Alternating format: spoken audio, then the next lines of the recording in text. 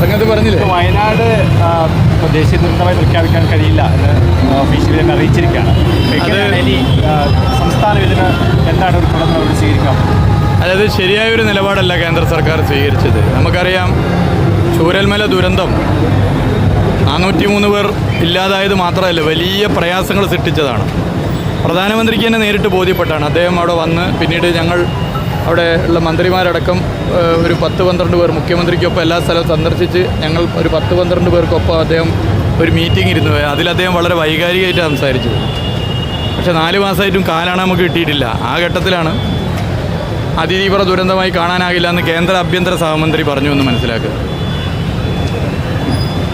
അതിതീവ്ര ദുരന്തമായി കാണണമെന്നുള്ള അഭ്യർത്ഥന അന്ന് പ്രധാനമന്ത്രിയുടെ യോഗത്തിൽ തന്നെ പറഞ്ഞാണ്. അതിനെ ഖണ്ഡിച്ച് പ്രധാനമന്ത്രി ഒന്നും പറഞ്ഞിട്ടില്ല. അതിനെ പിന്തുണക്കുന്ന നിലയിൽ വളരെ വൈകാരികമായിട്ടാണ് അദ്ദേഹം സംസാരിച്ചത്. ഒരു ഘട്ടത്തിലും അങ്ങനെ പറഞ്ഞിട്ടില്ല.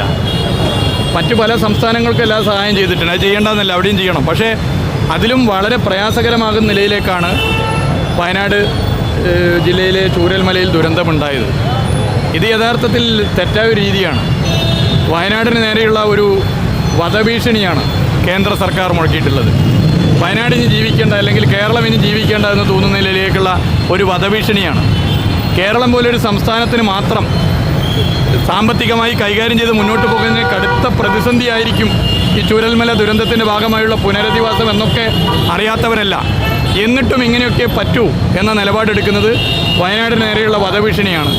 ഏതൊക്കെ ശക്തികൾ വയനാട് ജില്ലയിലെ ചൂരൽമലയെയും മറ്റും പ്രയാസപ്പെടുത്താൻ ഇല്ലാതാക്കിയാലും സംസ്ഥാന സർക്കാർ എല്ലാവരെയും യോജിപ്പിച്ചുകൊണ്ട്, എല്ലാവരെയും കൂട്ടിയോജിപ്പിച്ചുകൊണ്ട് വയനാടിനെ ജീവനോടെ മുന്നോട്ട് കുതിക്കുന്ന നിലയിലേക്ക് മാറ്റി തീർക്കും. ഇത് വയനാടിന് നേരെയുള്ള വധഭീഷണിയാണ്, വയനാട് നേരെയുള്ള വെല്ലുവിളിയാണ്. ഇത് ഒരു തരത്തിലും അംഗീകരിക്കാൻ വേണ്ടി പറ്റുന്നൊരു നിലപാടല്ല. ഇതിലിപ്പോൾ ഈ നമുക്ക് കിട്ടേണ്ട ധനസഹായത്തെ ഇത് ബാധിക്കുമോ ഈ ഒരു തീരുമാനം? അല്ല, ബാക്കി എല്ലാ കാര്യങ്ങളും ചർച്ച ചെയ്യണം. അതിതീവ്ര ദുരന്തമായി നിലപാട് സ്വീകരിച്ചാൽ സാമ്പത്തികമായും അതിൻ്റെ ഭാഗമായി വലിയ നിലയിൽ സഹായം കിട്ടുമല്ലോ. അപ്പോൾ അങ്ങനെയൊരു നിലപാട് സ്വീകരിക്കുന്നത് ശരിയല്ലല്ലോ. അത് ഇത്രയൊക്കെ സംഭവം അറിഞ്ഞിട്ടും ആ ജനതയും കേരളവും രക്ഷപ്പെട്ടു പോണ്ട എന്ന ഒരു കാഴ്ചപ്പാടുള്ളവർക്ക് മാത്രമേ ഇങ്ങനെയൊരു നിലപാട് സ്വീകരിക്കാനാവൂ.